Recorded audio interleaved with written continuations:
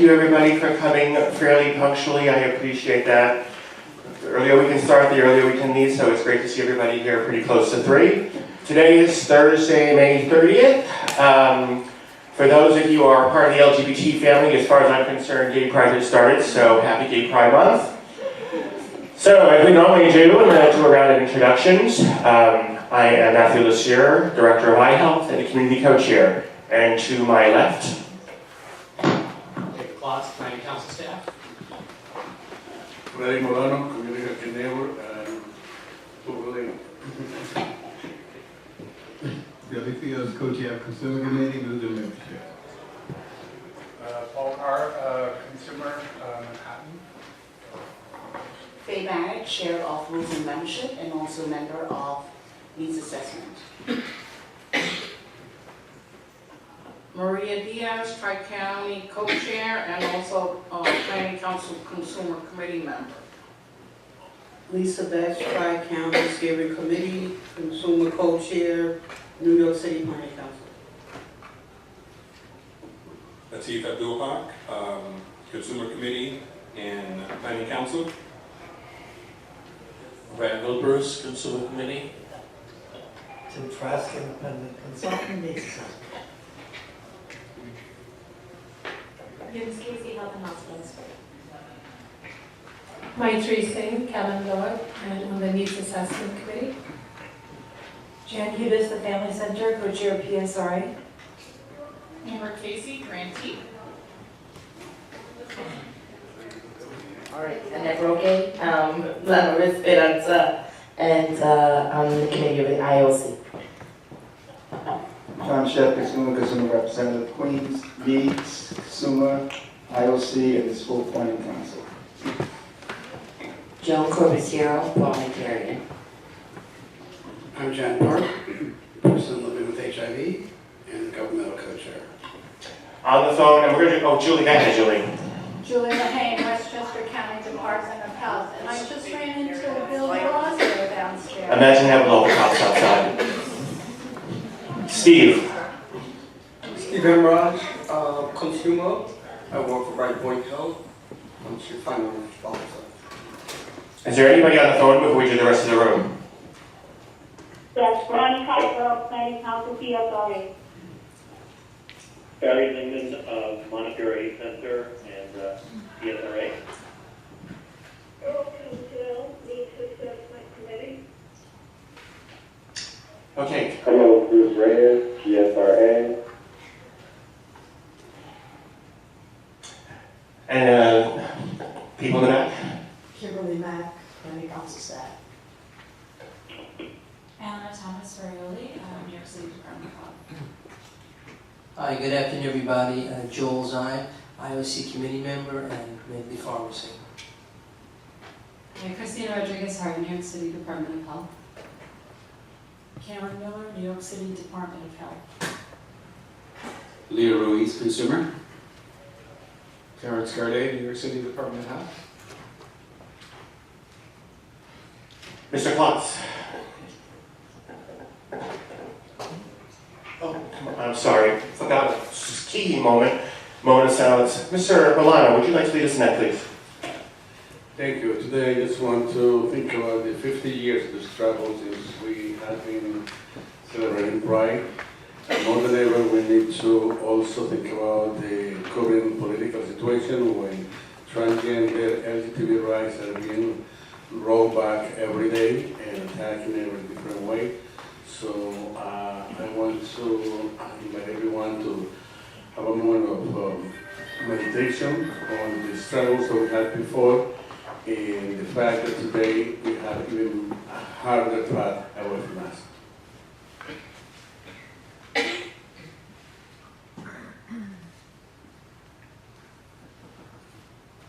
Thank you. Thank you. I'm sorry for skipping that. Mr. Klotz.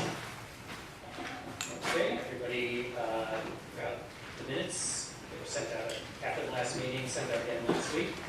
Didn't get any corrections, any changes or corrections now to the minutes?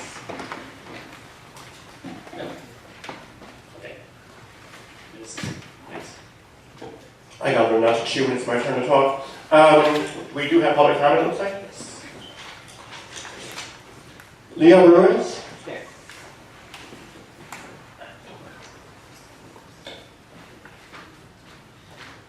Hi, everyone. I just want to let you know that there is an event on June 11th from 6 to 8. I'll just read it. Join us and the NYCHealth group for Agenda Know Your Rights training. I will forward the email to David. It requires an RSVP, and again, it's on June 11th from 6 to 8 at the Theater for the New City at 155 First Avenue between 9th and 10th. Rob, do you also want to take one? Yes, it's the practice of the Planning Council to use this listserv to announce events like this. You're welcome to bring them in paper and leave them at the meetings. We only use a listserv to communicate about Planning Council business. Otherwise, we'd be using listserv every day to send out dozens and dozens and dozens of emails. Send it to me, I'll send it through my personal email. Okay, I'll get you my card. Thanks. Okay, since there's no more public comment, we're going to go on to the two items on our agenda that we will require a vote on. For those of you who are on rules of membership for the executive committee, you'll have seen this presentation several times, so bear with us as we go through this. These are two fairly important documents that govern how we function, so please pay attention. Thank you. Sorry, Faye, you're up. Thank you. So we are going to, David is going to review two documents, and he's going to go step by step, but I just want everybody to pay attention. The rules of membership did a lot of work on these two documents. We're first going to do review the MOU, and I just really want to let everybody know that we went through line by line on these documents, and it was also brought to the EC, which they thoroughly reviewed. So we're bringing it to you guys now. So this process should not take long. David's going to go through, and then we can ask questions when we're done.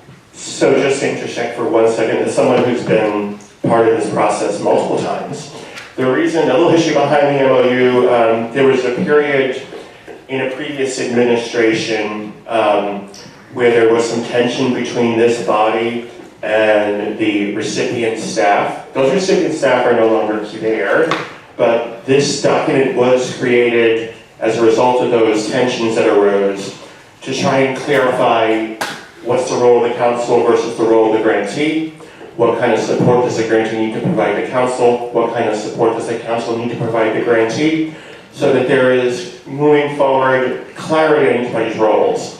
This in some ways is a reflection of a document from a period in history in which there was a lot of tension.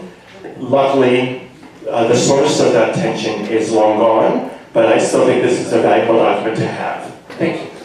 Can I ask that the screen for the captioner be moved? I'm the person that needs to read this, and its placement is such that I'm looking through Julie and Timothy's head to read the words on the screen. Can the screen be moved, please?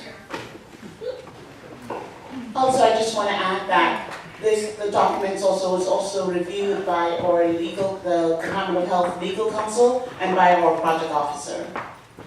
So, first the project officer. Okay, so as Faye and Matt both said, I'm going to be discussing two very important documents that govern the Planning Council and how we operate. The first is going to be the Memorandum of Understanding, which is a legal document between the Planning Council and the recipient, which is the new terminology that HRSA uses for the grantee. This is actually a legal requirement of the Bryan Act legislation as well as of HRSA policy. So it's not just because there have been tensions in the past between the council and the grantee or the recipient, it's because we're required to do this. So, hopefully everyone had a chance to read the document. It's a little long. The MOU covers a lot of territory. I'm going to go through all of the elements of it, and after This committee's had a chance to discuss it. We will hopefully ratify it, and then it will be put into force. So what is a memorandum of understanding? It's a document describing an agreement between parties, in this case, the Planning Council and the recipient. It's a convergence of will indicating an intended common line of action, and it's a platform for understanding each of our purposes, our roles, our responsibilities, and our commitments, and how we relate to each other. Most importantly, it defines a partnership. It delineates the roles and responsibilities of each of the two parties, and it operationalizes existing federal, state, and local governances. So it incorporates things that are in the HRSA Part A manual, in the executive order that creates the council, in the bylaws, etc., and in the legislation. Okay, the first thing it does is it defines mutual goals and vision. It talks about what our shared goals are in maintaining a comprehensive system of care that is accessible to all, provides quality care, improves health and quality of life. So that's the frame for the document.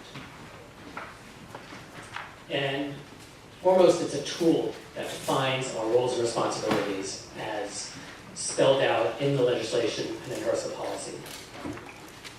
It helps us avert conflict by understanding what our roles and responsibilities are, where we collaborate, where things are separate.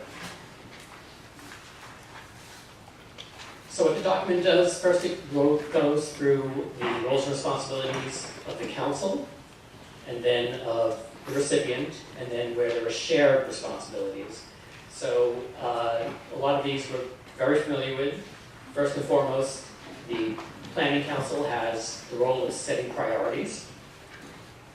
That means assessing needs, developing a list of priorities, ranking them, requesting data to be able to do that kind of work, establishing allocations, and other spending plans, programming plans, and carryover plans. So that's solely the responsibility of the Planning Council. The recipient has a role in setting priorities by providing us data, aggregate data on service categories, epidemiological data, data on coordination with other programs, data on cost effectiveness and outcomes by service category. And first and foremost, they implement the allocations and service models that we develop. Regarding unexpended or unobligated funds, as we know every year we bring to you the programming plans and carryover plans. The recipient can suggest the use of funds for those, but it's up to the council to develop the actual reprogramming plan, carryover plan, and the recipient gives us fiscal data to be able to make those decisions and report back on how they implement our plans. The other major task of the Planning Council is called assessing the efficiency of the administrative mechanism. Basically that means seeing how the recipient implements our priorities and allocations. So we monitor their spending of the grant. We agree on a time frame for the assessment. We produce an annual report on the findings, which goes into our grant application. And the recipient, they provide us with quarterly commitment and expenditure reports by service category. And they develop an action plan in response to any deficiencies the council identifies in the assessment of the administrative mechanism. Planning Council operations. So this is something that is in the purview of the Planning Council and its director. The Planning Council staff is supervised by the Deputy Commissioner for Disease Control, that's currently Dr. Dimitri. The Planning Council operations, maintaining our policies and procedures, communicating with you, communicating with the public, running efficient meetings, that's all part of the Planning Council staff roles and responsibilities. The recipient is kept separate from council operations, so they don't have approval over hiring staff. They have no say in appointing members. That goes through our open nominations process, which is spelled out in the bylaws. The the Rules of Membership Committee and the Executive Committee approve a slate of candidates that goes directly to the mayor's office. So the grantee is not, or the recipient is not involved in that.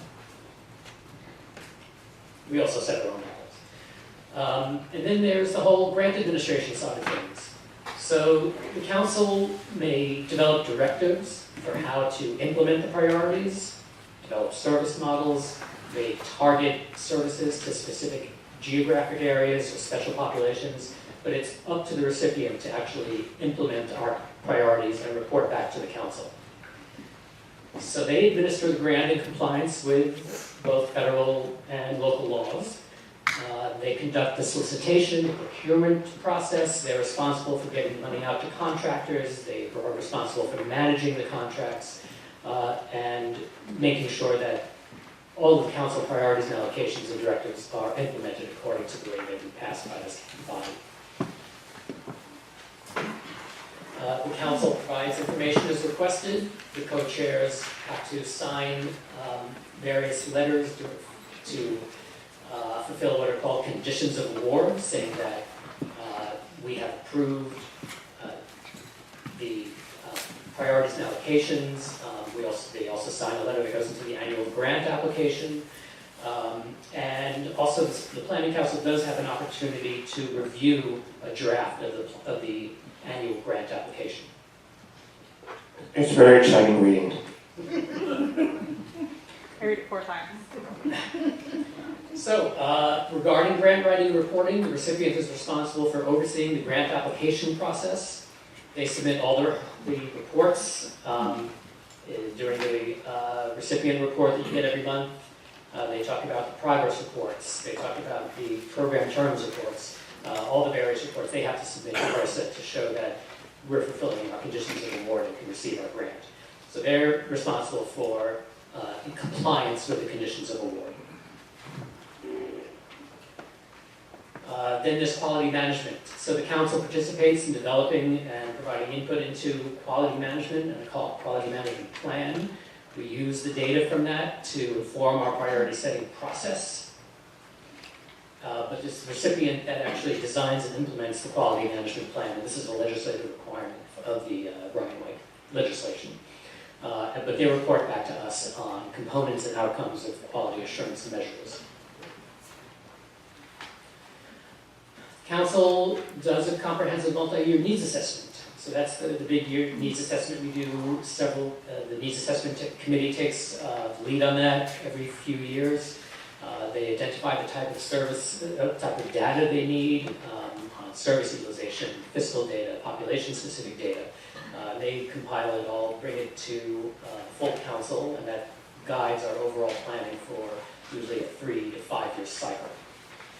The recipient assists us in that. It's a collaborative process. They bring us data, help us with data collection and analysis, and also produce an annual presentation on the size and demographics of the epidemic. This is actually a requirement in the law.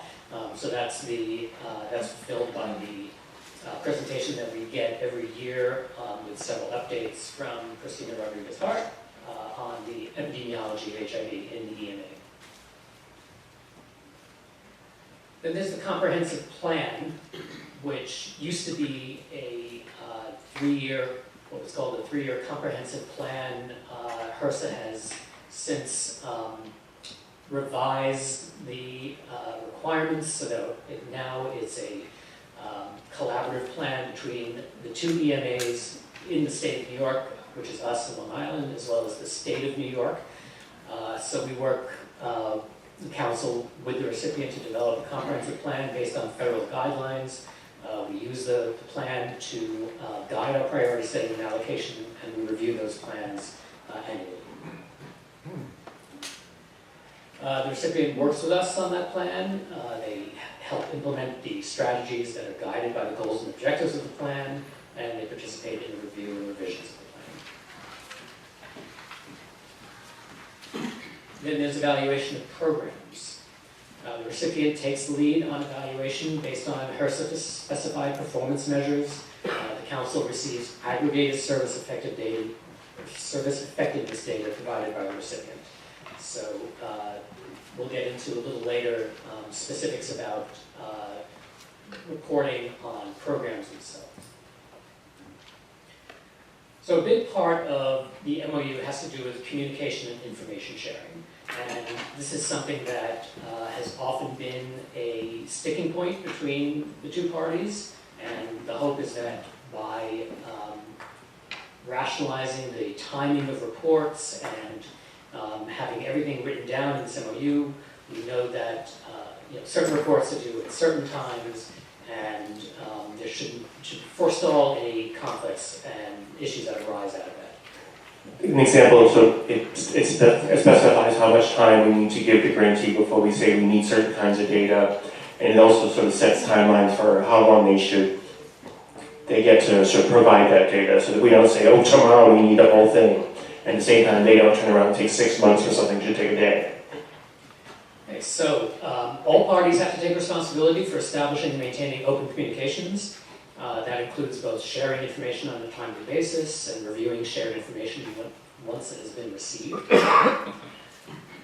There's also a section in the MOU about settling disputes and conflicts. Starts with a face-to-face meeting between the parties to attempt to resolve the situation. We actually have a timeline in the MOU within 5 working days after the issue or dispute arises. If the situation can't be resolved that way, then we hold a meeting of the representatives of those parties and their supervisors. In the case of the council, our supervisor is the deputy commissioner, Dr. Dimitri. In the case of the recipient, that's Dr. Blackstock, the assistant commissioner. And if the situation still can't be resolved, then it could go all the way up to the chief elected officer, who's downstairs right now. That's Mayor Bill DeWalt. Yeah. So the MOU needs to be reviewed and revised periodically with the involvement of both parties, as well as HRSA. The Rules and Membership Committee takes the lead in reviewing that for the council, and proposed changes would be brought to the council for approval. So I'm going to talk a little bit about the timeline of how we got to this point. So we actually had an MOU in place. It was approved in 2011. It was signed by the co-chairs at the time and the recipient at the time. It went through a very similar process. It took a long time to develop. It was reviewed by HRSA. It was reviewed by the DOH legal department. And it's been in force now for 8 years. Last year, HRSA came on a site visit. Those of you who were on the council at the time remember that they came, observed us, they made site visits to programs, they met with the staff, and they came back with a report a couple months later about things that we need to do to improve our functioning and be in compliance with all the conditions of award. And one of those things was to redo our memorandum of understanding. So the Rules and Membership Committee started meeting in March 2018 and met basically constantly through the end of the year, going line by line through the entire document. And at this point, I really want to thank Faye for her leadership. It was an arduous process. I also want to thank the rest of the Rules and Membership Committee, Jan, Matt, Billy, and most of all, Saul Reyes. Yeah. Saul Reyes, who looked at every and, the, and but. Every comment. And made the document really much stronger. So sometimes we spend a whole meeting on a page because I'll object to it, may or shall. So this has been going on for a long, long time. Anyway, after we completed our draft, we met with the recipient staff, with Andrew and Graham, and we went through the document again, line by line, over several months. And there were some sticking points, but we resolved all of those and worked them out to what was something mutually agreeable. An initial draft was brought to the executive committee in February. There was one unresolved issue about the planning council budgeting process, and we left that unresolved, but they approved the rest of it. Then we submitted it to HRSA and to the New York City Department of Health legal department. We got the comments back from those two parties. They were very minor. We brought them back to the Rules and Membership Committee to make a couple of edits, and then brought the full document back to the Executive Committee for final approval last week. So they signed off on it, and now we're bringing it to you.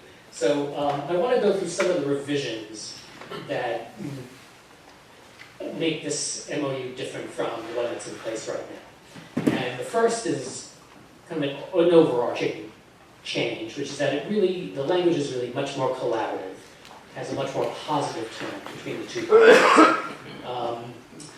It really talks a lot about our relationship, about partnership, about making the whole planning process as effective as possible and forestalling conflicts. There were a number of technical changes we had to make. A lot of it was terminology. For example, you'll see instead of the grantee, it refers, as I said before, to recipient. That's what the person is calling the grantee now. There were other changes in the language of the CARE Act, or what was called the CARE Act, now the HIV/AIDS Treatment Extension Act. And it also reflects changing in reporting. When the first MOU was done, the Planning Council reported to the Assistant Commissioner of the HIV Bureau. Now it reports to the Deputy Commissioner. Also, the changes in how the comprehensive planning is done per the new federal guidelines. So that's all technical changes to abide by current laws, policies, and structures. A big change, and this is something that came out of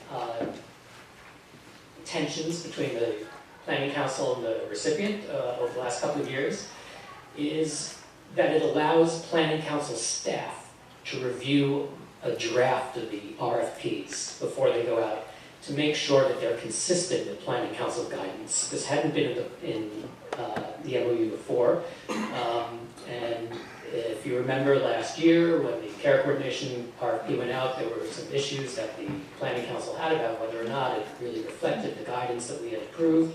So for now on, RFPs in draft form will be reviewed by council staff. It cannot be reviewed by council members for obvious reasons, since many of the council members are potential applicants, but it's the responsibility of the staff, particularly the staff of the Integration Care Committee, who develops those service priorities, to make sure that the RFPs are in compliance with the council directives. It also clarifies a lot of our communications. It formalizes the procedure for data requests. It makes sure that it also adds that our communication with the HRSA project officer, Sarah Morgan, is at her discretion. It used to say that the recipient is responsible for communicating with the HRSA project officer.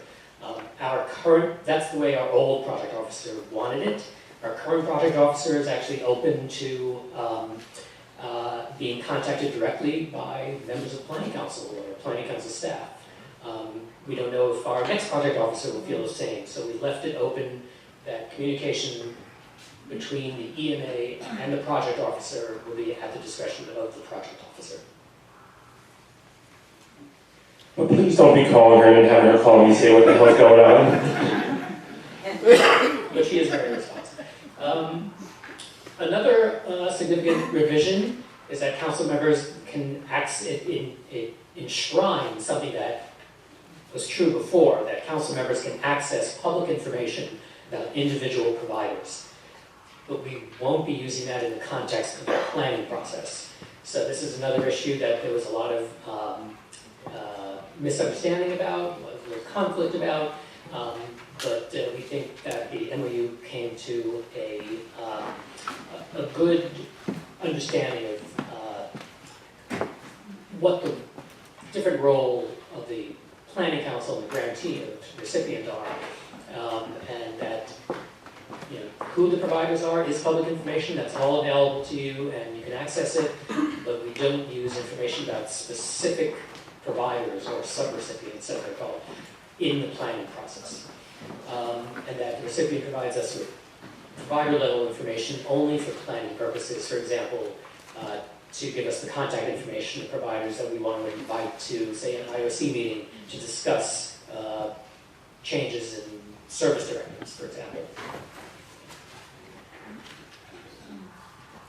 And then another thing is it rationalizes all the shared reports, meaning it puts an actual timeline with dates on all of the documents that go back and forth between the recipient and the planning council. The quarterly finance reports, the progress reports that go to HRSA, the annual work. It also requires, this is something that Saul was really dogged about, that the planning council has to produce an annual work plan.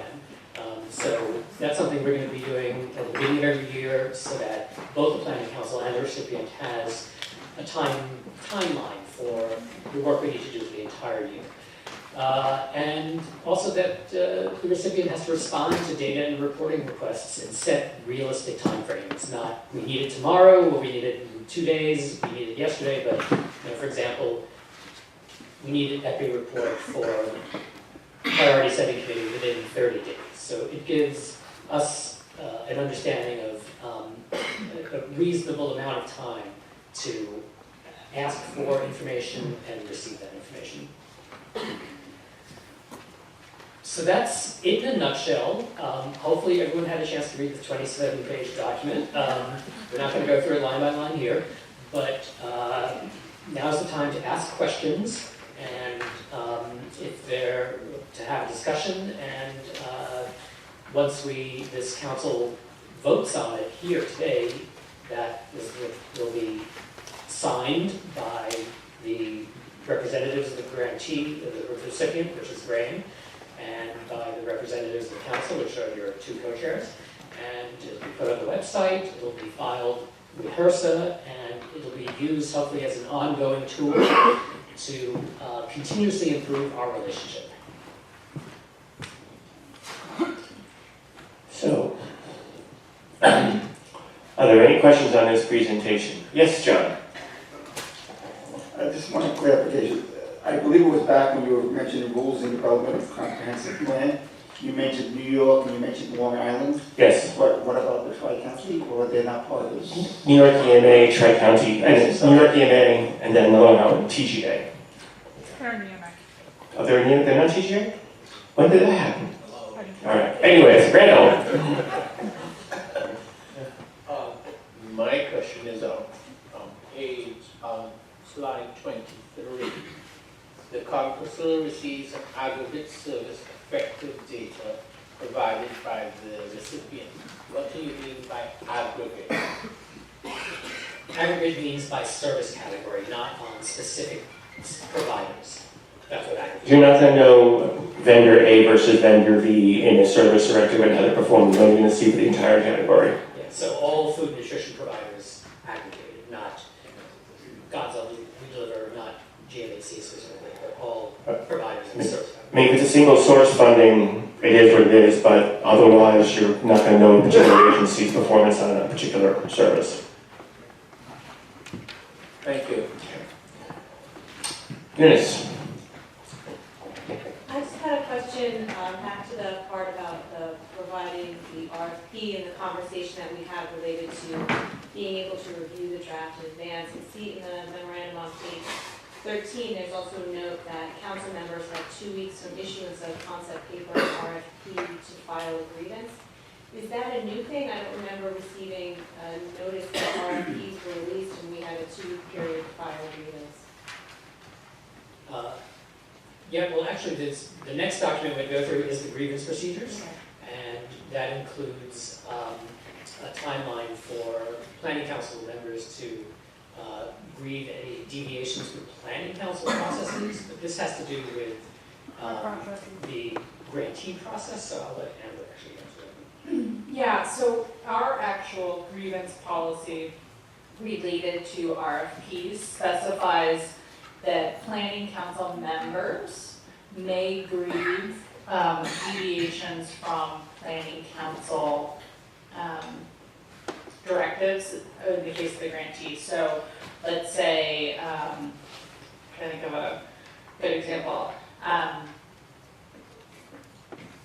We release a legal RFP and we don't include permanency planning as one of the services. Well, permanency planning is very clearly in the request for proposal, or in the service directive. So we forgot it, the planning council person who reviewed it didn't notice, and then a county council member, an IFC member say notices it. They could grieve that we did not follow. It's always been true, but there was never a timeline on it. And there was never sort of it wasn't included as part of the MOU. I advocated that it be included as part of the MOU because while the planning council staff reviewing an RFP is a great sort of check mark, I wanted to make it very, very clear that the planning council staff cannot take away the rights of the planning council to grieve. And this is a thing that is very explicit in all of the planning council guidance and Part A guidance. The planning council, they're actually the only ones that can grieve against deviation from planning council directives. So that's all, I completely think that's wonderful. Is there some way we can get a formality to that process so council members can understand how to formally, I don't know if it's in the next presentation. That'll be the next presentation. It's a different grievance process. I think it's in part of the MOU, right, that they go through planning council staff to grieve on behalf of the councils.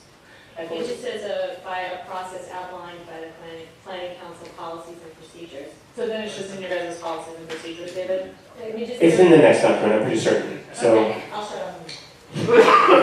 Thank you for pointing that out. This has always been in our MOU, so there's nothing really new about that period of time where a council member can grieve an RFP. What's new is that planning council staff, who are also DOHMH staff, now have the ability to look at the RFP before it goes public. And that's where we can catch these kinds of mistakes. We've never had that opportunity before, and those mistakes have occurred. And council members have called it to the attention of council staff. We've been able to resolve it internally and make a correction before that goes public. But once the RFP is public, and once there is, a public, vetting of the RFP or hearing around the RFP, sometimes there are the council staff, council members in the past have identified intentions in the RFP that may not have been specified in the service directive. So all of this is just a process to clean all that up and to try to avoid that by having council staff review the RFP before it goes public. Anybody else? Okay, so this is a motion, correct? Yes. So this is a motion. So we are hereby, based on everything that you've heard, that we are putting this motion to the floor to ask for a vote. So we're in the motion. Is there any more discussion of the motion? Yes? No? No, you don't? Freddie, did you have a question? Okay. I'm going to assume we're ready to vote. Okay, all those in favor of the motion?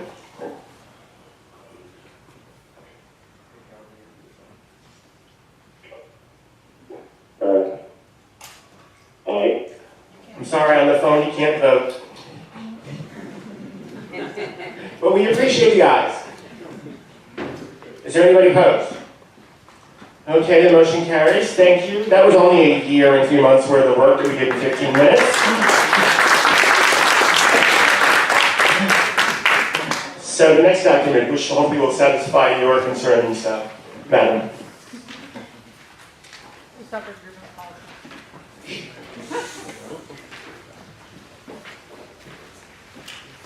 Okay, again, my apologies to members of the Rules and Membership Committee and Executive Committee who've heard this before. So another important document that's a requirement of the legislation is for the Planning Council to have its own set of grievance procedures. So we are required by the legislation itself to, as a planning council, develop procedures for addressing grievances, particularly with respect to funding. This is in the Part A manual. Procedures are required for resolution of grievances through progressive steps that lead up to binding arbitration when grievances cannot otherwise be resolved. And as HRSA says in its Part A manual, The best way to deal with grievances is to avoid them through various dispute prevention measures. So I'm going to go through, again, what the purpose of the grievance procedures are, what the timeline was for revising them, and what the steps are in the grievance procedures, although I'm sure you read them thoroughly. So our grievance procedures currently go back to 1997, and actually I was involved in drafting them. That's how old they are, and how old I am.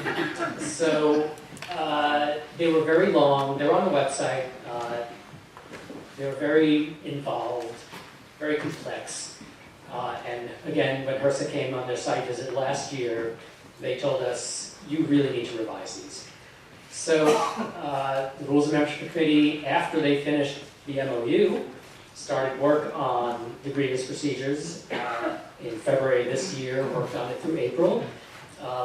They looked at the Part A manual and the best practices from both from HRSA and from other EMAs. We looked at sample grievance procedures from the Washington, D.C. EMA, from Seattle, and we came up with a new draft. It's much more streamlined, it's much simpler, and we submitted it to HRSA for their comments.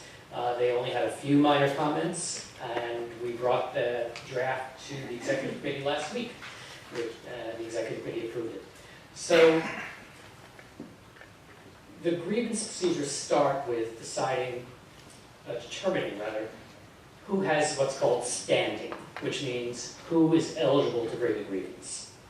And standing is defined as any possible provider who's eligible to receive Part A funds, consumer groups, coalitions or caucuses of people living with HIV, the Planning Council itself, or individual council members, or individual people living with HIV who are eligible to receive Ryan White services. So that's a pretty broad spectrum of anyone who's in our Ryan White world.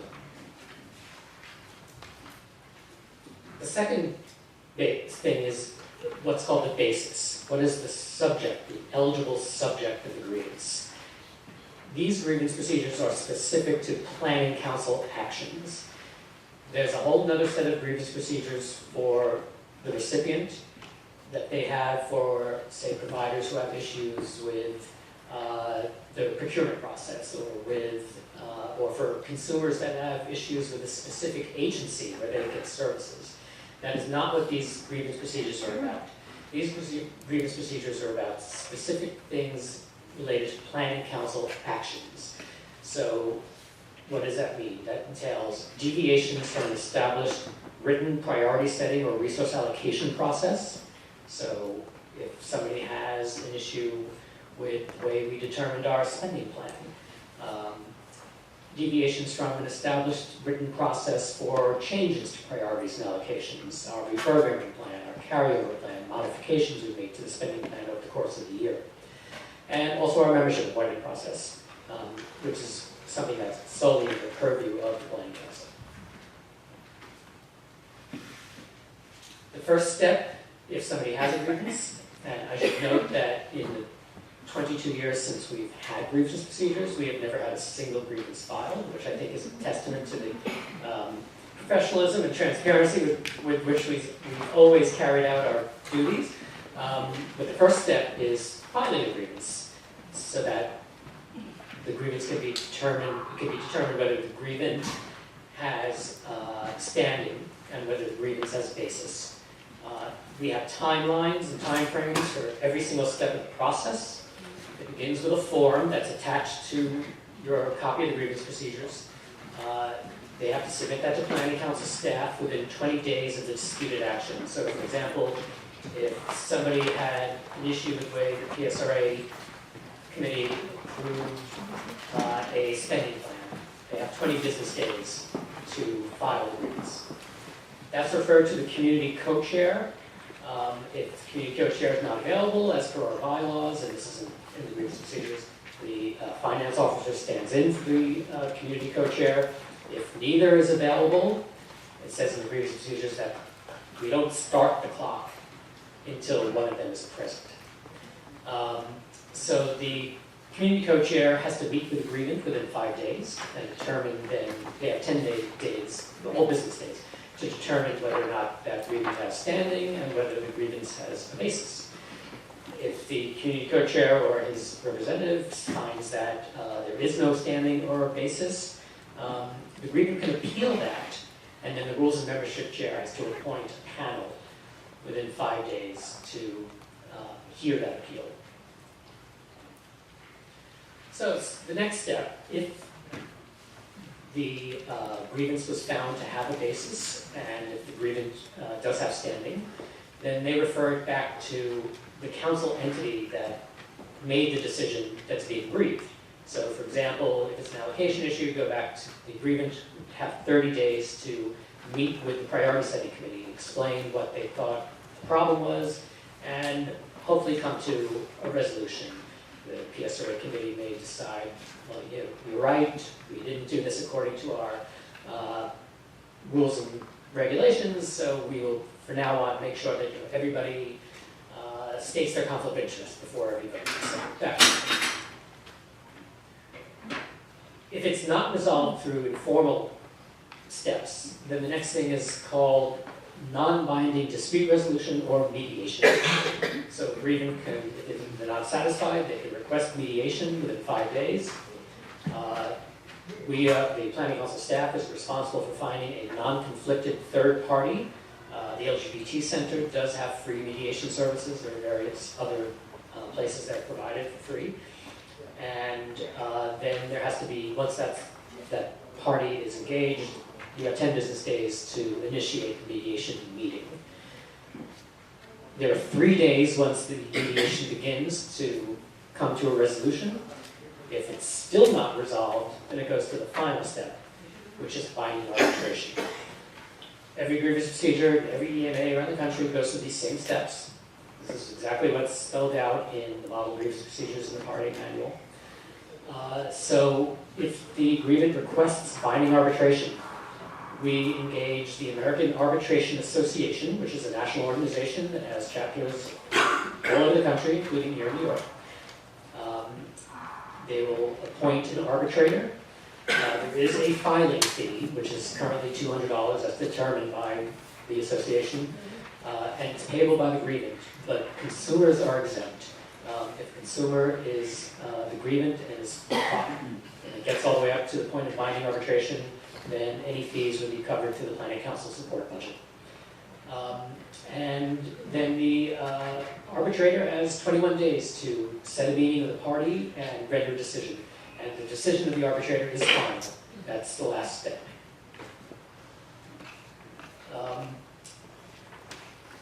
According to HRSA, any resolution of grievances need to be applied prospectively with regard to funding issues.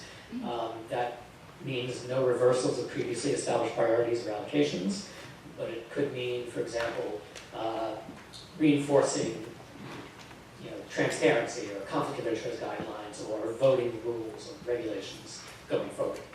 Also, the grievance procedures that we have confidentiality and non-retaliation protections. So particularly, if it's a consumer who's a grievant, want to make sure that they can do this in a confidential manner and it's not aired if they don't want to be aired publicly, and that whoever grieves, there will be no retaliation. Can't say, well, you've been a pain, so we're not going to kick you out of the committee. Can't do that. So that's in the grievance procedures, and that's it.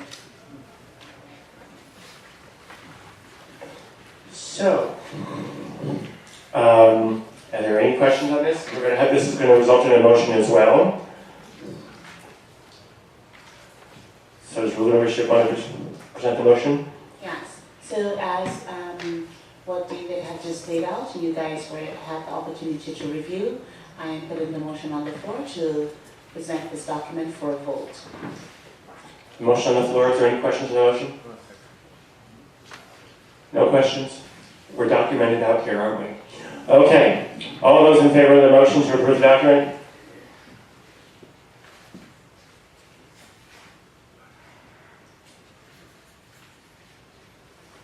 Anyone opposed? Thank you very much for the work of the Rules and Membership Committee. Thank you for a lot of work.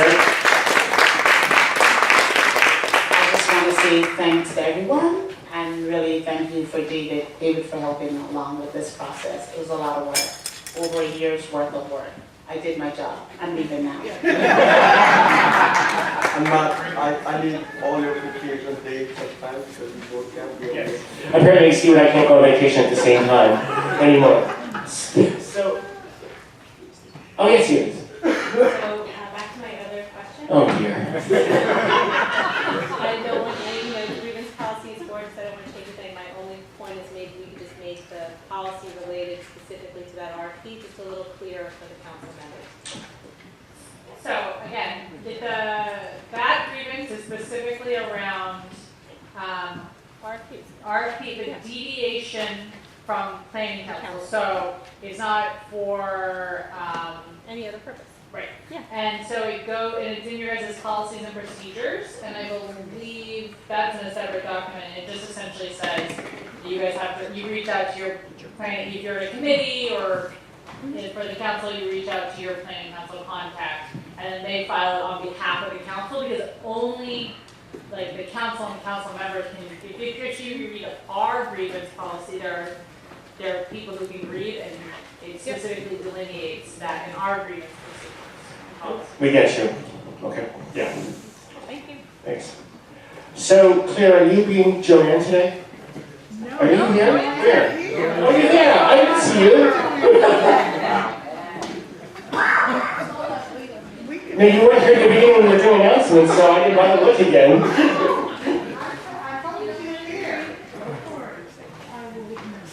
Hello, everyone.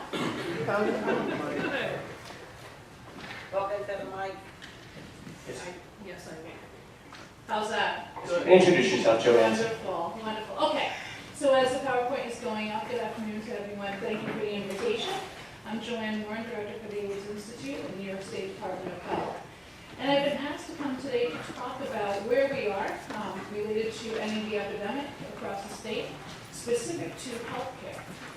So I'm going to touch on some of the data to talk about where we're heading in the right direction in areas that we can still certainly focus our energy on, and also talk about some of the other areas of priority that I think are really significant for us to look at as we continue to move forward in our work together. Is there a clicker? Still do it? Okay, great. All right. Oh, yeah. I'm a talker, so that might work out okay. So, all right, that works out great then. So let's just look at the first slide, and I wanted to start with health equity. For the last few years, and certainly throughout all of our work over the last 30 plus years, health equity has been one of our priority discussions. We know that in order for individuals to achieve highest quality of health and also highest quality of life in general, it's not only about addressing from a disease model perspective, it's about looking at those opportunities where we can help individuals achieve equity, where we identify those areas of disproportionate impact, having negative results on individuals' overall lives, and where we can look to increase equity as well as improved healthcare overall. So these are some of the examples through the AIDS Institute funding across New York State where we really focus on equity, look to respond to social and structural challenges that people experience, preventing them from accessing the available services or maintaining adherence within those services. And most importantly, what we do is we look to prioritize individuals and recognize individuals for who they are, not only for what their possible diagnosis may be. Next slide. So certainly when we talk about health equity, we know that one of the most significant and consistent challenges that we've experienced within our healthcare settings relates to stigma. When we talk about stigma and discrimination and talk about the loss of access to services due to individuals' fear as well as anger and resentment based on their experience of stigma, it really should hopefully prompt us to look at how we can better create environments that are responsive, that are respectful, and that are representative of the people that we serve. Part of what we tried to do over the last 5 years was really look at measures of how could we measure stigma so we actually could understand what we were talking about and who we were talking about this with. And while there were national models, we found that none of them actually worked for what we were trying to do. So we created our own survey. We took the survey into healthcare settings. We worked with the administrative staff as well as did direct one-on-one interviews with consumers or patients within those facilities. We look to address and identify the areas of stigma within the daily practice and recognizing that when we talk about stigma, talk about creating environments that are responsive and respectful, it's from the point of entry to the point of exit. As a result of the outcomes of the surveys as well as the individual patient interviews, many of the agencies that we worked with actually created plans so they could look at changing their daily practice and their environments so that they would see a reduction in the reporting of stigma. So we think it's been significant. We continue to work. It may be a little bit challenging to see on the screen, but if there are copies or if you'll receive those in the future, you'll see who participated. And I think one of the things that's most significant is that it wasn't about administrators or CEOs. It was about every single person that interacts with individuals in the environments that they're receiving care. I think everyone around the room certainly is familiar with the conversation of U equals U or undetectable equals untransmittable. We're really proud of the campaign in which we promote that I can't transmit HIV to anyone, where we have spokespersons from across the state that are using their own lives and their own life experience to promote U equals U. And we have found that the leverage of talking about U equals U has not only promoted adherence and access in healthcare, but certainly has worked to reduce stigma, both within the communities we serve and the general community at large related to HIV. Next slide. So, one of the things that we talk about in ending the epidemic is that it is not a new discussion. So while in 2013 we started to have an energized or re-energized discussion and try to look at ways in which we could create consistent goals and objectives, what we know is that for many of you sitting around this table and within your organizations, among your colleagues, you have been doing this work for 30 plus years. So when we look backwards and we look to all the way here, this represents 1984, and then we look towards 2017, what we see is where there is certainly a spike, the highest amount of diagnosed cases of HIV. But then we also see that downward trend, which when you look through the 2000s continues to be in a downward trend. And I think it's really significant. What you see here is a downward trend as it relates to persons living with AIDS, individuals who are newly diagnosed, individuals where we have reports of death, and also individuals newly diagnosed with AIDS. I'm going to take the next few minutes to walk through some of the specific nuances and details of just those points. Next slide. So, new HIV infections, which is referred to as incidence. This is an estimate. This is not the actual number of individuals who are diagnosed. So, there were multiple goals that were established as it relates to ending the epidemic across New York State, including within New York City. And across New York State, the intention was to significantly reduce HIV infections, incidence, to 750 from an estimated 3,000 estimated infections in 2013. Now, what you see here in the grid is that in the third column it states actual old methodology, actual new methodology, because everything is fun here in public health. And so in the midst of us trying to do this work, the Centers for Disease Control and Prevention actually changed the methodology related to incidence, making it so that we can no longer track incidence. So recognizing that we had set out significant work based on the incidence methodology that we had, we worked with the CDC and together we, with New York City and New York State epidemiologists, have come to a place where we're using a new methodology. But I thought it was significant for you to see the distinction between the old methodology and the new. It's interesting because while the numbers start out higher, so if you look at 2013 as an example, in 2013 we estimated incidence at 2,509 on the previous methodology. With the new methodology, that number actually is 3,347.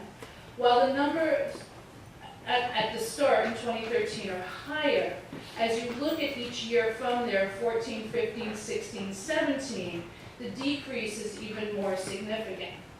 So at this time, based on 2017 data, which is the most up-to-date data that we have made public, what we know is that we are at 2,269 HIV infections estimates or incidents.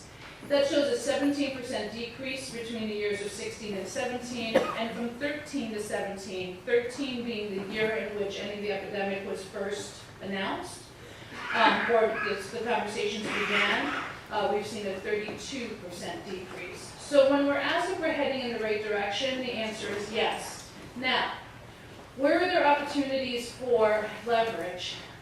Certainly, you know, when we set the goals, we set really ambitious goals. So are we heading in the right direction? Again, I say yes.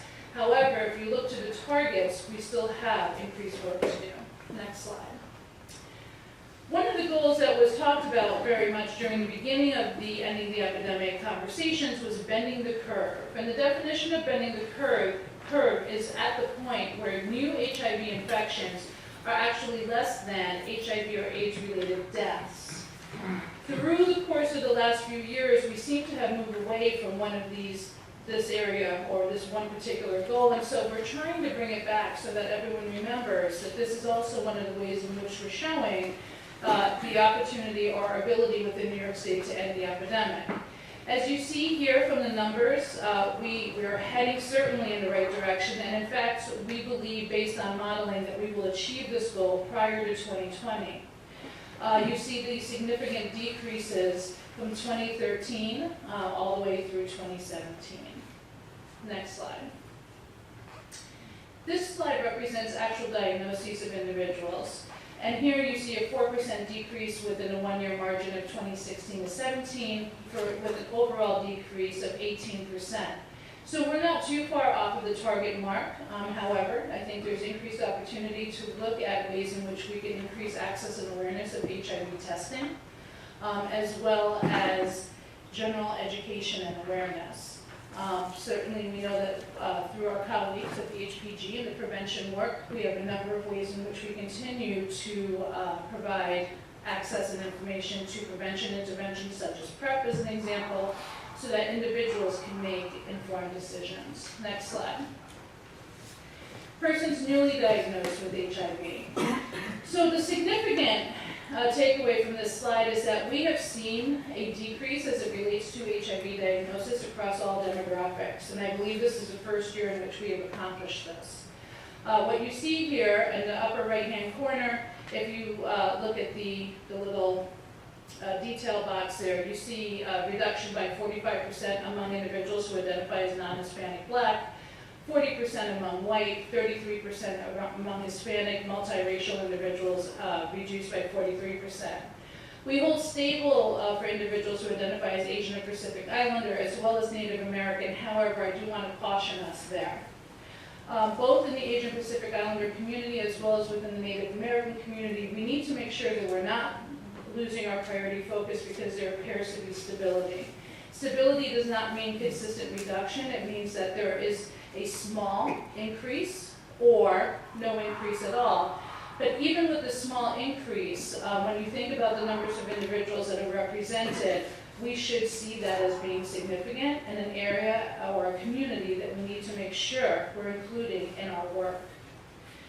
The significance of reduction across all demographics and the significance that within communities of color for individuals who identify as Black or Hispanic to achieve roughly the same percent reduction as those individuals who identify as white is significant in the work that we do.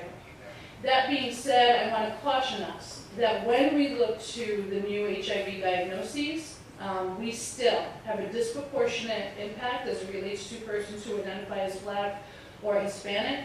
In fact, I would say of the new diagnoses, even with the reduction, 75% of those new diagnoses remain within communities of color. Next slide. Newly diagnosed individuals by transmission. Here we see that men who identify as gay, bisexual, or other men who have sex with men remain to be disproportionately represented among the groups as far as transmission risks. Injection drug use, we continue with the achievements that we've seen over the last many years. Since the 1990s, we have seen a significant reduction as it relates to injection drug users and transmission of HIV. Later in this presentation, I'll touch briefly on the fact that while, unlike our neighboring states, we have not seen an increase as it relates to HIV transmission due to injection drug use, we have seen a significant increase related to hepatitis C transmission. Next slide. For individuals, as far as sex assigned at birth, the top line representing male, the bottom line representing female, we've seen a reduction again in both genders, 35% for male, 51% for female. Next slide. And we continue to look at, what's the word I want? To look at moving forward with our data collection to ensure that we are collecting data and being representative of all communities. One of the things that we've done within the last 2 years certainly is update our AIDS Institute reporting system as it relates to sexual orientation and gender identity, the SOGI, so that we can ensure that providers are trained and educated in how to ask questions of their patients so they can truly know who it is they're taking care of. And at the same time, provided education and awareness so that patients can feel comfortable in truly identifying how they identify and their lifestyle. What we have done over the last few years is really increase in our capacity to identify individuals of trans experience within our data systems. Here, what you see on the top is a representation in the gold of trans women. On the bottom, you see trans men. Now, while we do see the decrease as it relates to HIV diagnosis for trans women, we're not seeing that same increase related to trans men. And while again, I see, and you can certainly see from the numbers that we're talking about small numbers, the issue is still that we're not heading in the right direction. And I would also caution us that as we, and when I say we, I think all epidemiological units are working to increase in our capacity of understanding all of the data related to persons of trans experience. I feel that these numbers certainly are underrepresented and may in fact reflect a greater increase than we're aware of at this time. So I say that to say, I can only underscore how important it is for us to look at what I started the conversation with, our areas of health equity and our ability to create environments that are welcoming and that are respectful. Next slide. Linkage to care. So here we have achieved the target goal of 81%. The intention here is to show that individuals have been linked to HIV medical care within 30 days. Now, as I move forward in my presentation, certainly we're going to talk about rapid access and the initiatives that have occurred around that, as well as the benefits that we've seen with access to rapid treatment upon diagnosis. However, when these metrics were developed early on in the process, we continue to track them. We are at 81%, which is a 6% decrease within 1 year of 16 to 17, and a 12% increase from 13 to 17. Next slide. Time to AIDS. So by the end of 2020, the intention is to reduce the rate at which persons newly diagnosed with HIV progress to AIDS by 50%. Here we've seen a small percentage point decrease between 16 and 17, and since the beginning of the conversations of ETE, we've achieved a 3.5% decrease. We still have work to do here. We have not hit the target.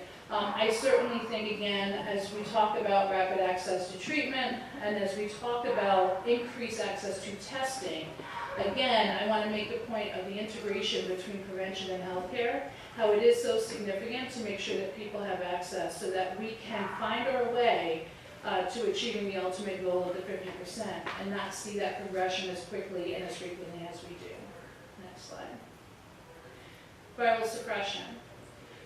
We are currently at 87%, and this is for individuals who have received any care. Our ultimate goal is to achieve 95% for individuals to be virally suppressed. We know the significance of viral suppression as it relates to the quality of one's health, and certainly for all of us as we promote U equals U, we underscore how significant viral suppression is.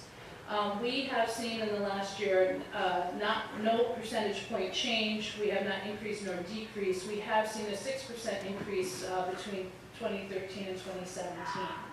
In the last year, because of the fact that we have initiated rapid access and because of the significant changes in the historic New York City-based STD clinics to sexual health clinics, I'm really interested to see the 2018 and 2019 data and to see the impact that all of those changes have made.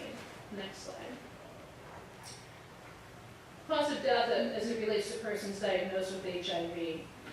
So here you see three separate areas of focus: HIV-related deaths, not HIV-related, and unknown. What I want to say is that you may remember 2 years ago the governor added 2 additional goals as it relates to ending the epidemic. And one of those was that we would reach the goal of 0 AIDS-related deaths, as well as reach 0 HIV transmission related to injection drug use. In an effort to better understand AIDS-related death, we have been working with IPRO, which is a review team that goes into facilities. They have looked at over 500 charts of individuals who have passed away. And as a result of that review, I think we've uncovered a number of different things. Number one, it is very hard to determine the actual cause of death of an individual.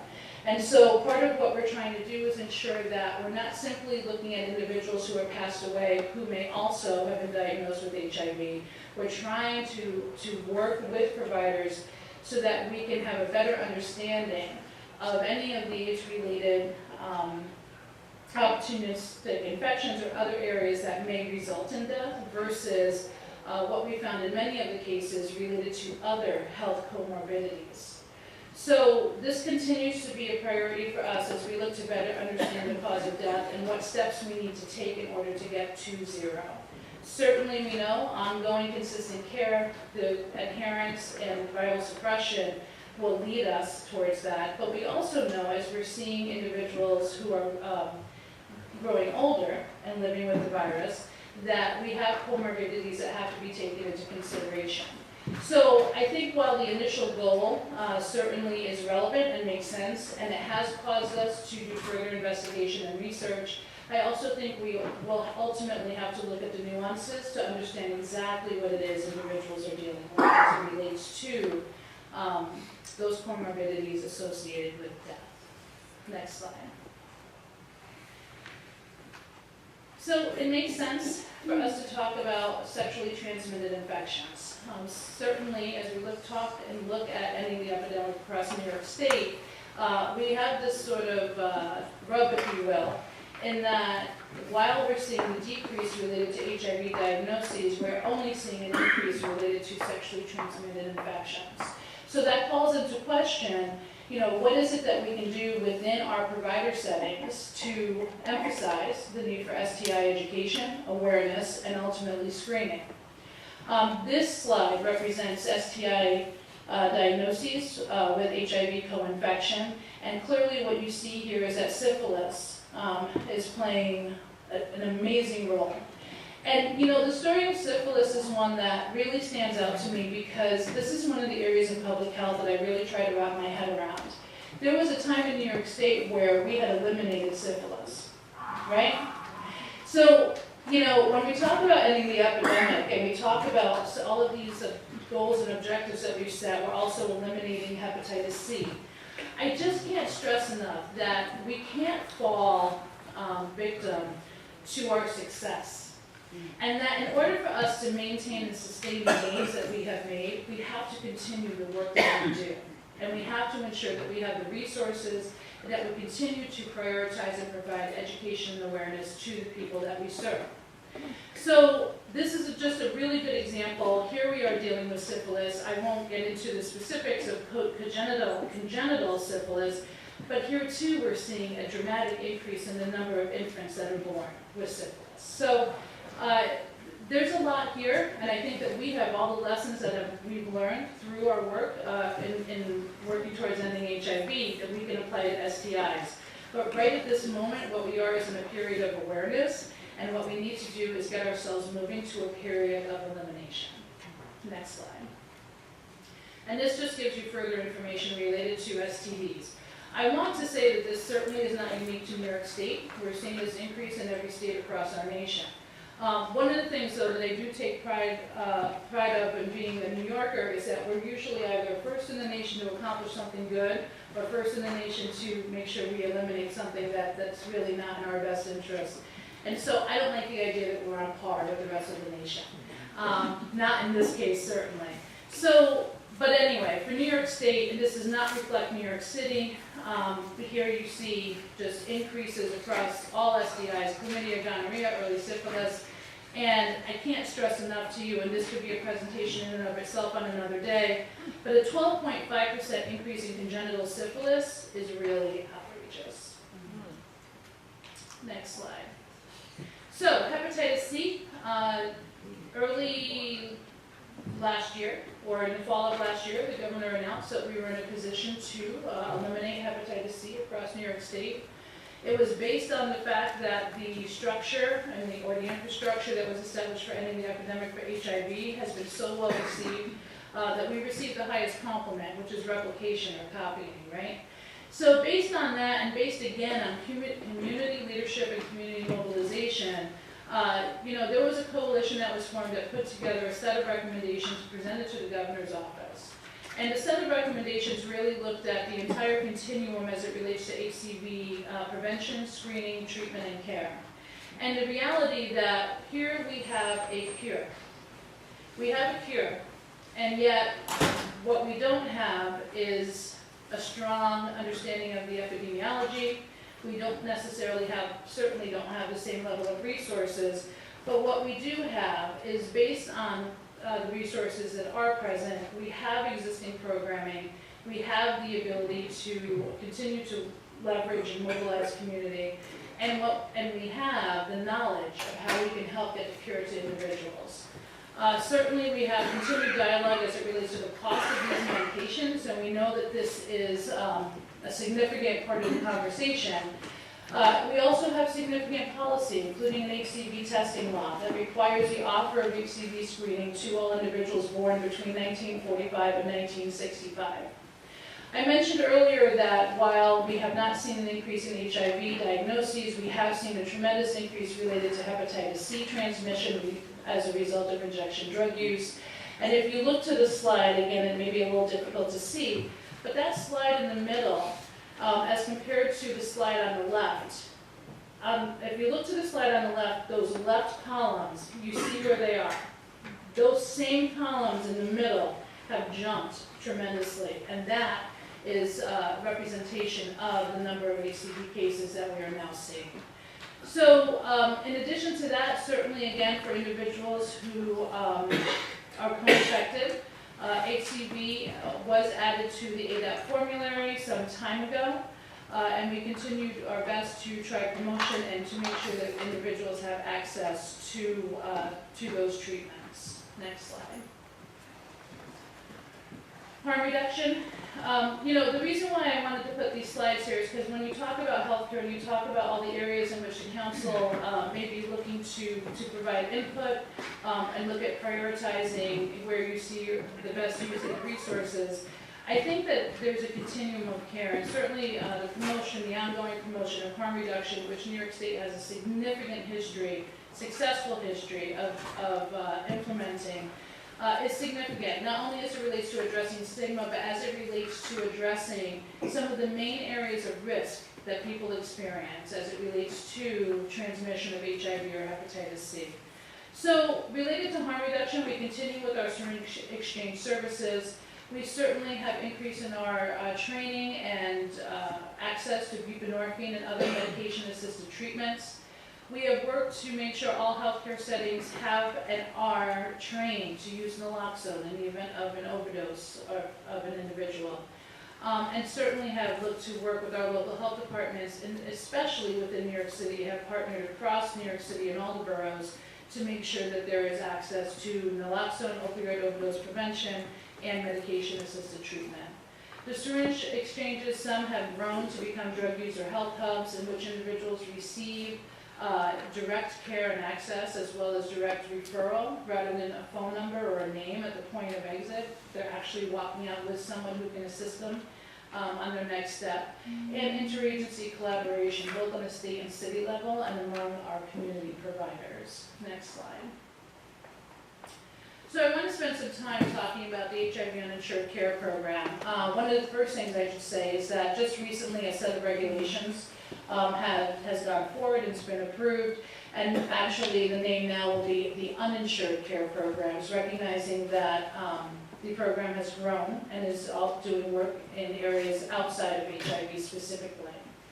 The slides or the bullets to the right give some of the details as it relates to the recent regulation changes. And just to look a little bit, 92% of active ADAP participants for the period of August in 2017 through July of 18 are reported as by release of press based on laboratory data that we have available to us. The regulations we think are significant in increasing access to the uninsured care programs for individuals. First, increasing the income threshold to be equal to or less than 500% of the federal poverty level for the applicant's family size. And once and for all, eliminating the inclusion of liquid assets as a resource, in addition to eliminating the 50% employer share cost, which is something that has been reported as a barrier by many people. So we're really glad to see these regulation changes and the support that we receive from the community in making these changes based on public comment. And lastly, what I'll say is the uninsured care program enrolled over 2,600 participants in PrEP, which is a pre-exposure prophylaxis assistance program that does not pay for medication, but does provide assistance in accessing the patient assistance program through Gilead, as well as pays for all the wraparound services that are required, such as STD screening and HIV screening. Next slide. Community collaboration. This was mentioned, I believe, in one of the earlier presentations, where we look at all the ways in which we continue to receive community input. Certainly with ending the epidemic, we have worked beyond the completion of the task force work to establish a set of recommendations to ensure that there was ongoing community input. So there's an established AIDS Advisory Council ending the epidemic subcommittee, which continues to look at whether we're heading in the right direction, are we meeting our metrics, and also looks to approve and provide continued input to any of the advisory groups that you see on the left-hand side of the screen. One of the things about ending the epidemic and the blueprint that was developed is that the document in itself is a general document. What the advisory groups are able to do is take the general recommendations and make them specific and nuanced to specific communities and priority communities that we need to certainly pay attention to as we work towards ending the epidemic. The regional steering committees are in all boroughs as well as all counties throughout New York State. We continue to have our HIV advisory body, or our HAB, New York Links, which many of you, I see familiar faces, are a part of.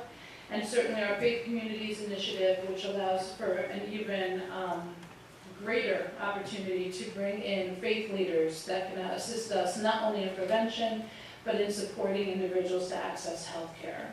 Next slide. And the Integrated HIV Prevention and Care Plan, which was mentioned earlier. So just talking about next steps, reconvening the steering committee, as well as the HIV Planning Body's work group, and working together to monitor the progress. I think one of the things in my recent discussions with HRSA and the CDC, bless you, was talking about how many states did this in different ways. There were some states like ourselves that had an existing ending the epidemic blueprint, and it made sense that an integrated plan would follow those recommendations, goals, and objectives. And there were other states that really struggled in developing a plan. So this integrated prevention and care plan gave them the opportunity to have a discussion that prior to being required was challenging. We are going to work, and I'm really proud that I'll be working directly as the chair of NASDAD, which is a separate role from what I do for the Department of Health. We'll be working to look across the nation and look at how we can take some of the best practices, not only from New York State, but other areas, whether it's related to integrated planning or it's related to a formal ending the epidemic plan, to make sure that we're lifting our best practices and making sure people have access to the services and the care that they should. Next slide. And this is my last slide. This is a symbol of some of the work that we've done as it relates to both prevention as well as care. Again, I think that what our goals are really intended to not only talk about ending the epidemic, but to ensure that we're creating programming and initiatives in New York City as well as across the state that are responsive to individuals' health needs and that are responsive to the lives of individuals and who their true selves are. So I look forward to continue our work with you. I'm sure there are questions and comments, and I'm happy to take those at this time.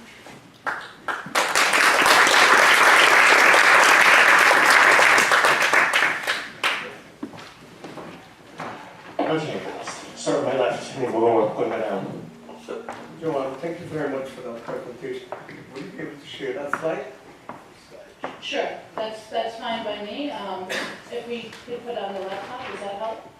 And if it's taken off, do you want me to send it? Yeah. Yeah. So, Just send it? Okay. Yeah. So what I have. You can send it to me and No problem. I have one observation working in the healthcare field. Yes. In Brooklyn especially.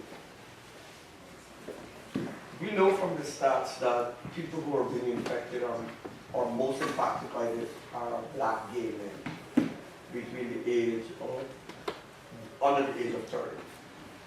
What I experienced from those clients in the last year, I laid about 355 patients from the sexual health clinics in New York City. And the experience working with those clients, those young people, when they go to a provider who is a baby boomer, there's a breakdown in communication. They're four generations apart, and they cannot communicate effectively. And so, some of those providers are uncomfortable talking to patients about what's going on in their area. And so they do not have that conversation because the provider looks like, what are you talking about? What is this? You are my grandson, and they see that as a grandson, and there's a barrier to communication within the healthcare field. I try as much as possible to make those appointments with younger doctors, but it's not possible because there are more people who want providers in most of the clinics than. And so there's that confusion and lack of communication. And these providers don't go outside and go to training and conferences that people usually go to.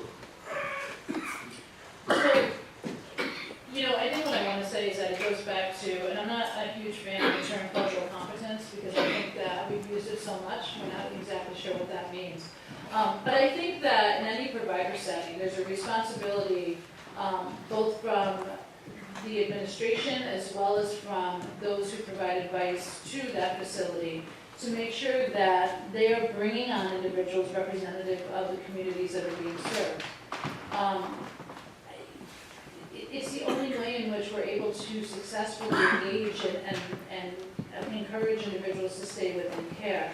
So, there are different things that certainly can be done to help bridge some of the challenges that you're talking about. And I think that, maybe a conversation offline here would be helpful. So I see a bunch of hands up, and I was, how I am with time. It's 4:35. We still have a presentation from Adrian, which is important. So I'm going to list a few questions, but 30 seconds, that's your question, please.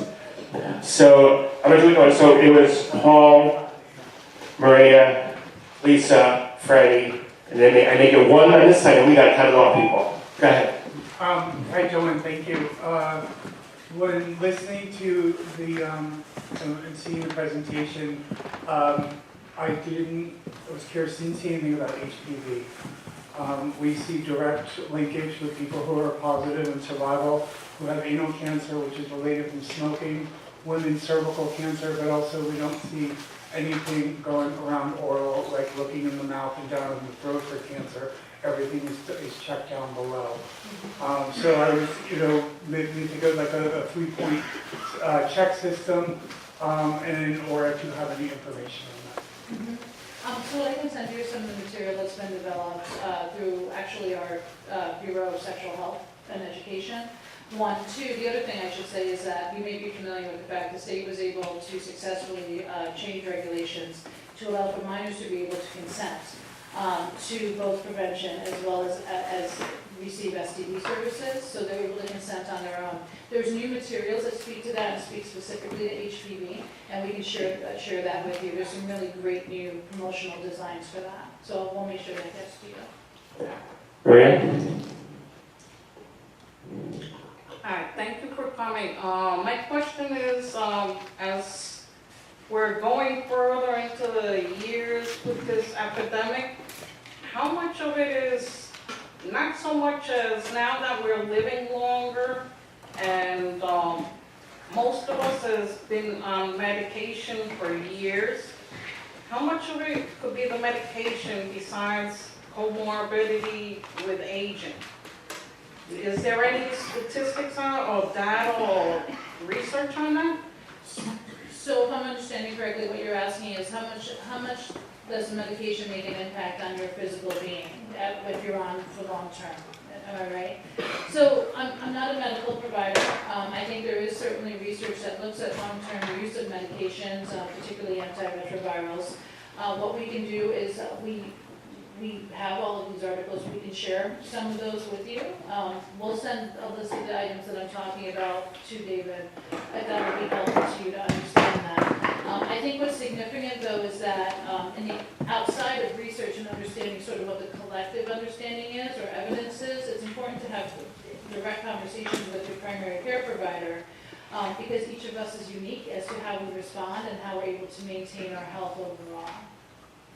Thank you. Sure. So we are running out of time, but I know people want to ask questions. Lisa? All right, I'm going to condense this because it would have been great to have the presentation. My concern is targeted more towards the people of color and the fact that the numbers still remain high, even though there's downward trends. Coming from an urban setting, when you have the most to lose and what you have is very little, you do whatever you have to do to not lose it and stay off the radar. So you're going to tell people what they want to hear. You're not going to actually give the actual information you think is going to put you at risk. But what I thought about was the downward trends related to toxic cocktails and side effects may be a downward trend.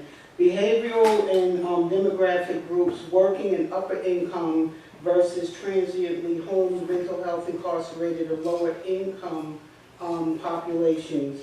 Disparities among people of color in the epidemic still remain highest. Is this because of availability of services? I live in Tri-County. I have to travel maybe 2 cities over to get to a Ryan White program possibly, as opposed to living in the metropolis where a community agency could have a Ryan White program involved or separate within a 6-block radius. And finally on that, I really think that that U equals U. I think that the one shot that you can get once a month, because we do have people that have adherence problems, that is everybody really being honest, or are they taking a cocktail holiday? Do you really know, because this is a campaign, do you have enough study to say that this is a success?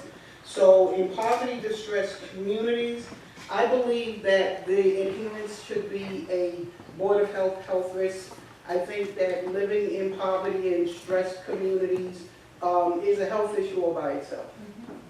And I know we don't have a lot of time, I just want to say the points that you're touching on are exactly why we have to make sure we're prioritizing the discussion of health equity. Okay, so there's 4 people left, and then we're cutting this off. We may run a few minutes late. So this Maitri, Saul if you're short, Frey and Jan. Maitri.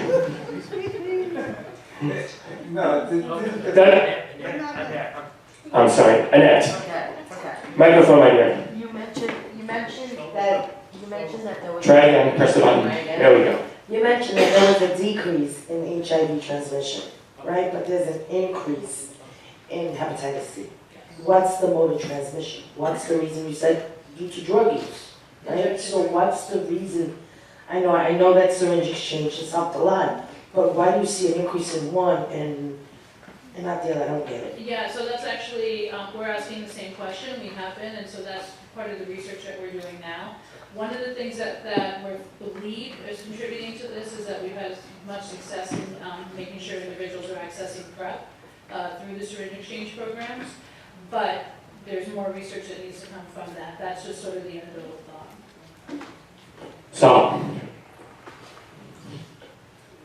So this is something I want you to take away, and it's when we talked about stigma early on, we spoke, and I think for the transgender communities, last year in the area I work with, there were 4 deaths, and the 4 deaths could have been prevented, but it was due to stigma, in trying to reach, as healthcare, hospitals like Elmwood get better at educated on stigma, the past has not gone away. So a lot of those cases that were lost were because the past still is there. And they didn't want to go into healthcare because of that initial past experience. And so I want you to think about how can we bring that issue, that it's not only about the present, but how can we bring that past, issues of the past to reconcile, because last year there were 4, and this has to do also something we don't talk about, sex work in the transgender community. And it's important if we're going to resolve that issue, stigma, prevention of HIV, the relationship with that, with what you call MSM, but actually, when are we going to consider transgender transmission with men? And it's difficult to talk, but that's something that needs to be identified and clarified, because then we won't have these issues. Fair enough, thank you for that. That was good, Sal. All right, Freddie, and then Janet, we gotta go. We're gonna move on to the next one.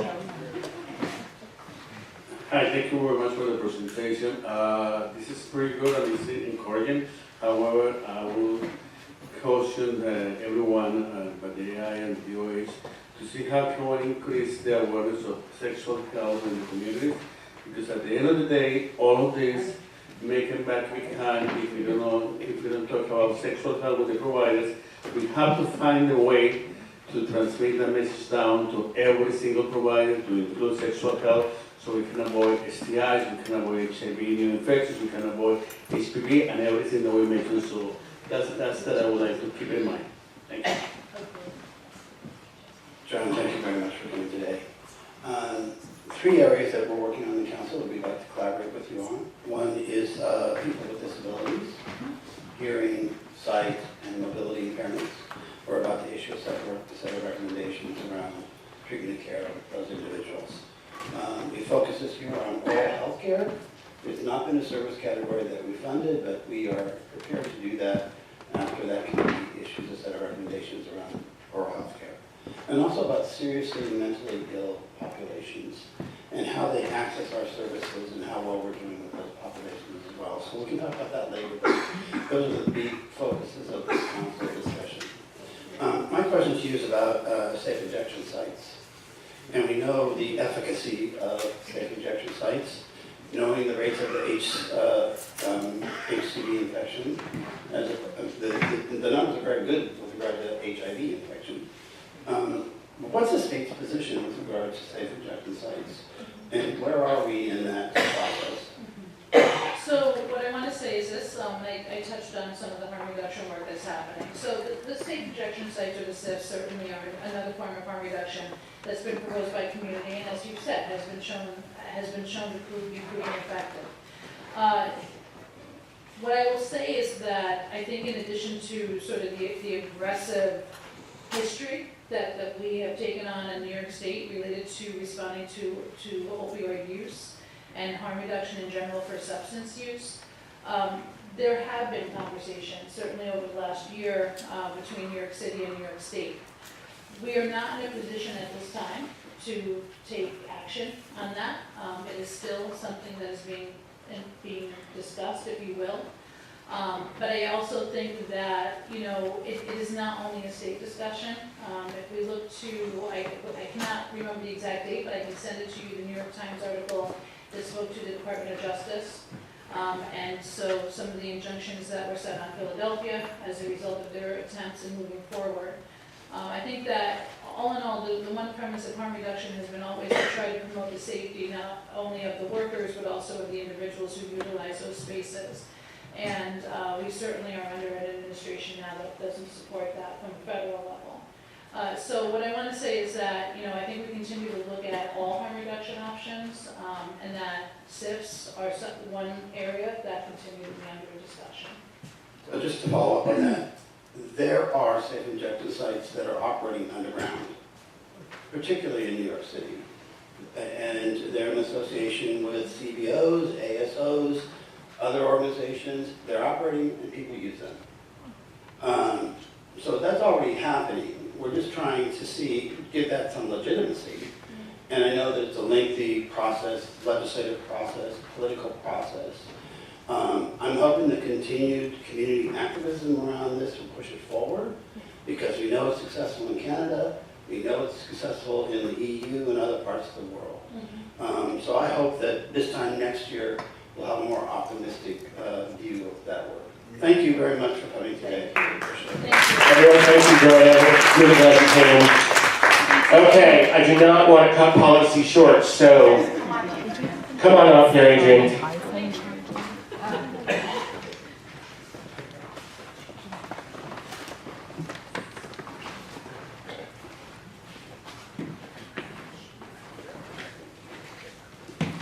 Hey everyone, hi, how are you?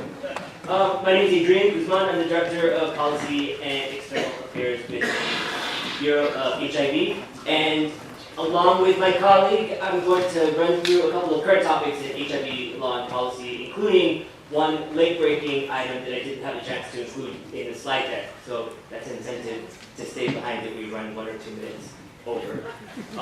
So first, in terms of local policies, you may have heard a couple of weeks ago the Speaker Corey Johnson of the New York City Council unveiled Fix the System. It's his set of policy proposals to fix our criminal justice system here in New York City. And I bring this up because 2 provisions in his proposal relate to people involved in the sex trades.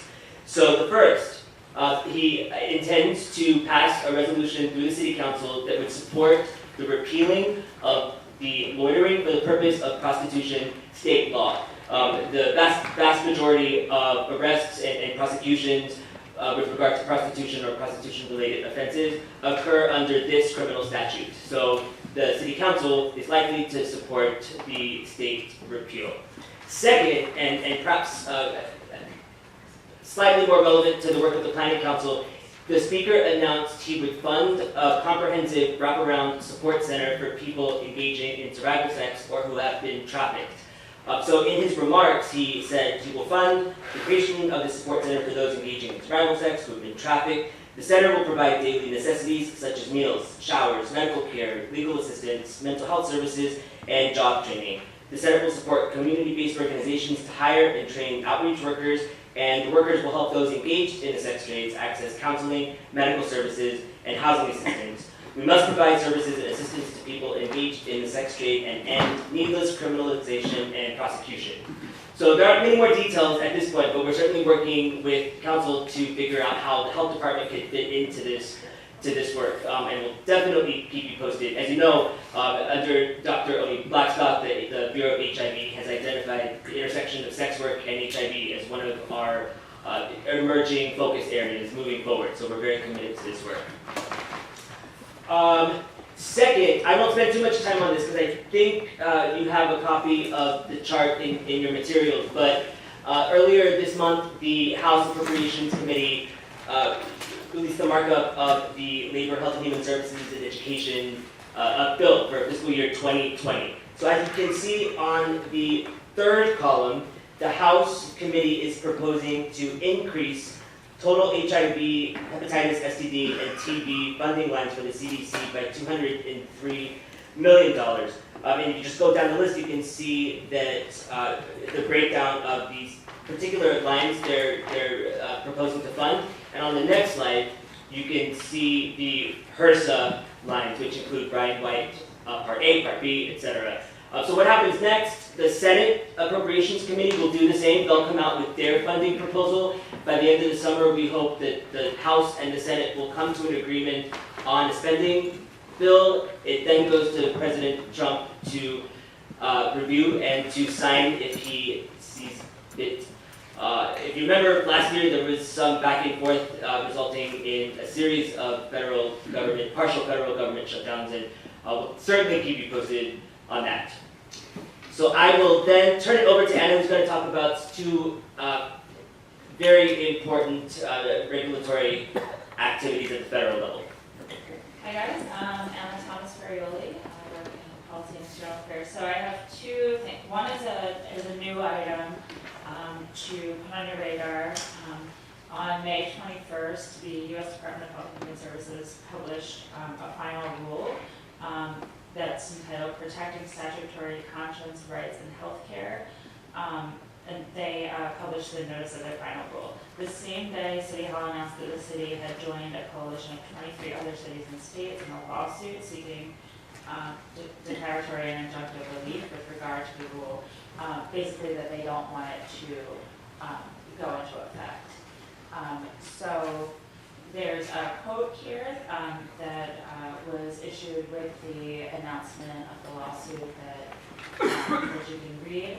But basically, the language they're using to talk about this rule is to refer to it as a refusal of care rule. It is the position of the state and the city that the rule privileges the beliefs and the religious and moral beliefs of providers. Many different types of providers, basically anyone who is involved in one's health care, to the clinician providing you care, to the person processing your bill, that it would privilege the rights of the beliefs of that person over the patient and the care, which really upends how we understand the purpose of human rights for healthcare. This doesn't preempt local, state, or local law, right? That's one of the reasons why they filed suit. Okay, thanks. Because It would? there would be a conflict there. And one of the major ways in which the enforcement would happen would be the ability to discontinue federal funds. So there would be a strong mechanism for enforcement. So that's the news. We're watching that, but there's a lot of concern around that from a lot of different providers. The second item is some good news. The Medicare Part D final rule has been released. I came to you in November or December and told you that about the proposed amendment to Medicare Part D prescription drug policy that would have ended the 6 protected classes. Antiretrovirals were one of those 6 protected classes. There was an incredible amount of advocacy and outcry among many communities, including the community of people living with HIV, also cancer. There's a lot of advocacy among people who work in the treatment of and prevention of cancer. And when the final rule was released, these 6 protected classes were protected. So That's such great news, because I know that we really talked about this a lot at the council, and many of you on the council wrote in objection to this rule change, and I'm quite surprised and happy that those efforts were successful. So congratulations to us all.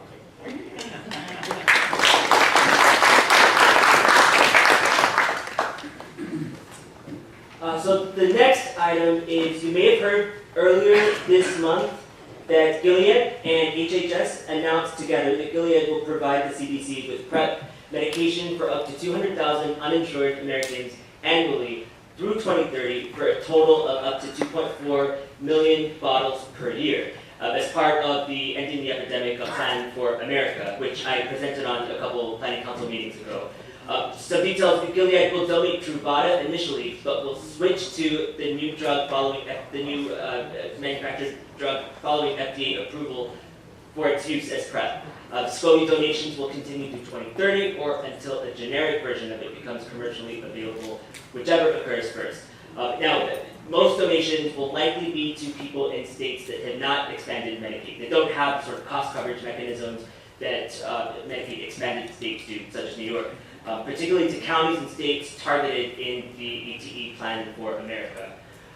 Literally the same week, the next item, there was a congressional hearing. The House Committee on Oversight and Reform held HIV prevention drug billions in corporate profits after millions in taxpayer investments. There was a hearing in front of the House Committee on Gilead's Truvada pricing and whether the public is receiving an appropriate return on its investment following the fact that taxpayers paid for the process that led to FDA approval. AOC was there, and she waved around a copy of Speaker Corey Johnson's written testimony. She was an incredible, not just AOC, a number of elected officials representing New York as well as other states. It really made some important points. It's very basic points that we all take for granted. A lot of the American public doesn't know the price of PrEP. I wanted to highlight a piece of a written testimony by Treatment Action Group. It states that where state and local programs have stepped in to support PrEP scale up through public funding, there's been little assistance from Gilead. An innovative immediate PrEP access program in New York City's publicly funded sexual health and wellness clinics has proven to be a blockbuster, particularly for communities of color and LGBTQ New Yorkers. Truvada's high price has resulted in enormous drug-related costs to the program, causing vital community services to be delayed, and the program is unlikely to continue unless there is a dramatic reduction in the price of PrEP for the clinics. So I wanted to highlight that because I wanted to show that because New York City and New York State are doing a good job doesn't mean we're going to be able to continue doing a good job. There is a limitation to the resources we have to support this program. So I thought that was an important point to raise. So an ACT-UP phrase for this is, and don't be fooled by Gilead, an ACT-UP phrase for this would be, it's a lie, it's a sham, and it won't work. So look at this very closely because Gilead is making billions of dollars every quarter. And 200,000 bottles of Truvada is a drop in the bucket. We should be, every time we have a chance to discuss Gilead's AIDS profiteering, we should speak up. Gilead is compromised dozens and dozens of advocacy groups nationally and locally, so the food on that table is paid by Gilead. So those groups don't speak up about the injustices that have been perpetuated by Gilead and the wealth that its employees have benefited from. I didn't plant that. That's a perfect segue to the next slide. I want to call everyone's attention to a webinar that's happening Wednesday, June 5th, 1 to 2:30 p.m. Treatment Action Group will host, it's called The High Cost of PrEP, Updates on Community and Health Department Efforts to Get Affordable Truvada to Those Who Need It Most. And what's great about this is it features a health department perspective. Our very own Dr. Dimitri Daskalakis will be on the panel, as well as Kenyon Farrow from The Body Pro, and James Pellenstein from PrEP for All, closely aligned with ACT UP and TAG as well. So that's a link to register. And that's also a good segue to my other announcement, which is that, as you call, there was a hearing by the House Congressional Oversight Committee. We had the opportunity as the health department to submit written testimony following the hearing. So again, our very own Dr. Dimitri Daskalakis submitted strongly worded testimony to sort of weigh in on the New York City Health Department perspective when it comes to Gilead pricing. And it is on the Health Department website, but I will send the link to Planning Council staff so that they can disseminate it. But I wanted to just read two paragraphs that I think capture where we are as a health department right now.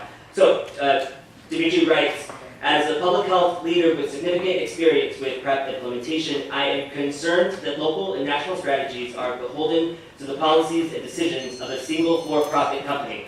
What happens if Gilead's corporate goals change or financial considerations dictate a shift away from programs that support PrEP financing for individuals? will we be forced to abandon a powerful scientific strategy like PrEP due to a corporation's altered priorities? Current costs are prohibitive to individuals and public health. The costs create a high level of anxiety in patients concerned with starting a medication that they may later have to stop, and for public health leaders creating programs that are reliant on payment assistance that can be revoked anytime. The Trump administration's stated goal of over 1 million additional people taking PrEP is not achievable when an unacceptably high portion of resources are going to pay for a medication that is a right, not a luxury. Gilead's recently announced intention to provide access to PrEP for 200,000 people still leaves many, many hundreds of thousands of people without PrEP access. At current prices, the cost of PrEP for all those who need it would be billions of dollars annually, far greater than the Trump administration's entire proposed budget to end the HIV epidemic. As such, the only way to ensure continued access to PrEP is to significantly reduce the cost of the drug. I implore upon you, members of the committee, to work to reduce the cost of PrEP so that every person at risk for HIV has access to this life-saving medication. So this is a big deal. The health department, many city agencies rarely, if ever, get the opportunity to submit written testimony to Congress, much less written testimony that takes a really strongly worded position as such. So we'll share that, and we'll continue to keep you posted on sort of the outcomes of the hearing, right, and what happens next. But the fact that so much of the New York City and New York State and now federal plans to end the epidemic focus on PrEP, this is an area that we really want to turn to ensure that it's as accessible and affordable to the people that are entitled to it. Thank you, Adrian. And you talked really fast, which is great. I can hear the shuffling of books and bags and coats. Is there any emergency questions for Anna or Adrian? Okay. Are there any public comments before we close this up? Okay. Oh, you have a public comment? 2.5, that's it. I want to know, when are we going to go back to talking about this retreat that we talked about for the planning council, or whenever that comes up? It will happen in the fall. Okay. Anything else? Yeah, Gilead is not losing any money. Whatever the cost of this, they're going to write it off as an expensive account. And so they're benefiting from this program because they pay less taxes. From our finance office. All right. There we go. Thank He you. just needs more time on the calendar. He should come in earlier on the agenda. We want to make sure that your vote's going to go away, my dear. Thank you, everybody. After my votes are done, so next time.